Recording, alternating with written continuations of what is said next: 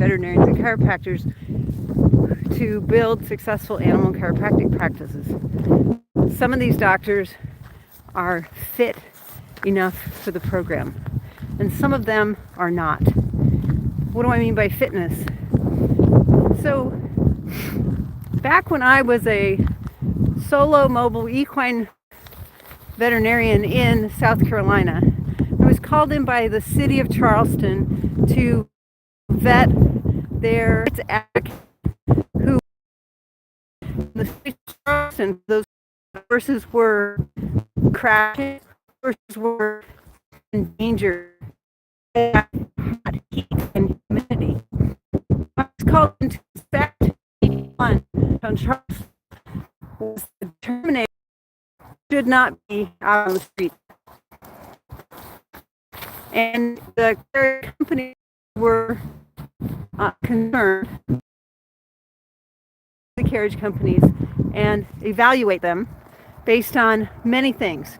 So my criteria was based on how those horses were kept, how often they went out, were they keeping records of their horses' rectal temperatures each morning, and were they feeding them adequately. That said, I went to each carriage company separately and evaluated each of these things. I looked at, is their tack fitting? I looked at, are they feeding them appropriately?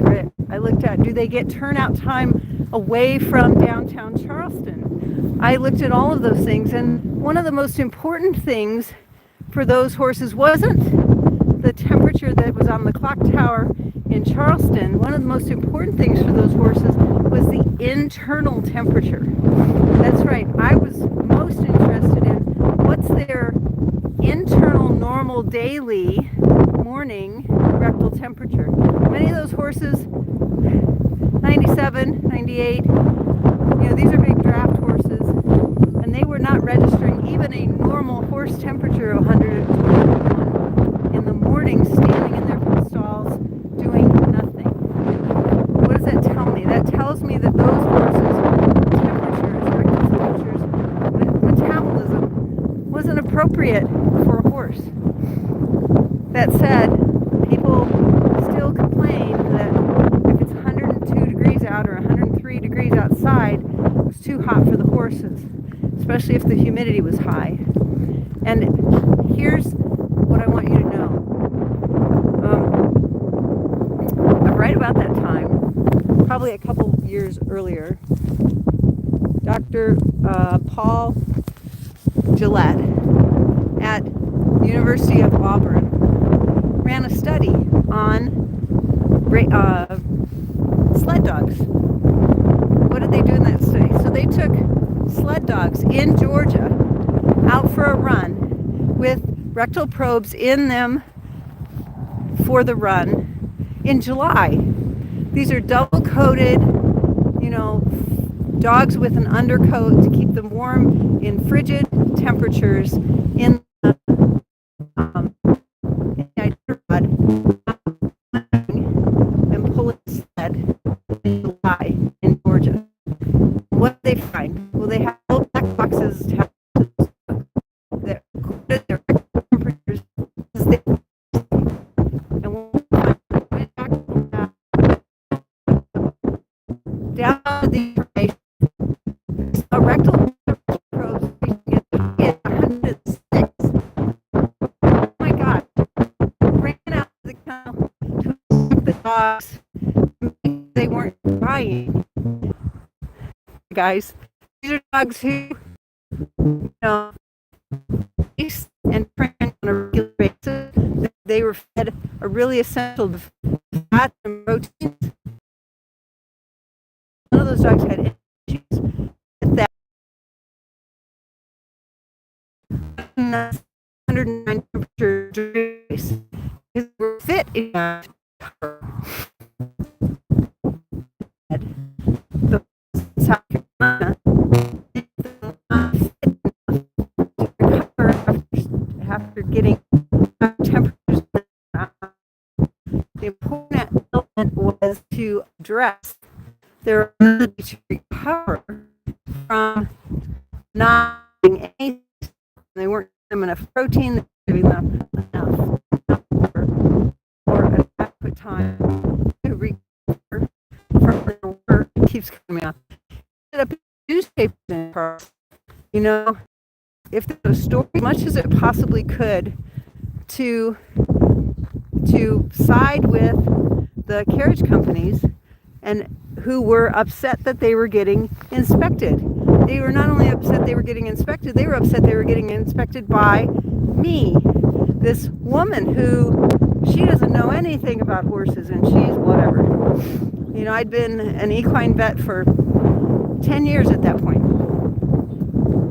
So that said, are you fit enough to have a successful animal chiropractic practice? And the important element there is not about what's exterior, not how many clients you can have, not what other people say about you. It's what's inside. Do you have the interior mindset to create and have and develop a successful animal chiropractic practice? It's not about how much money you have. It's about how you can serve those clients and how you will serve them efficiently, effectively, and appropriately. So, guys, it's not about what's out there telling you you can do it.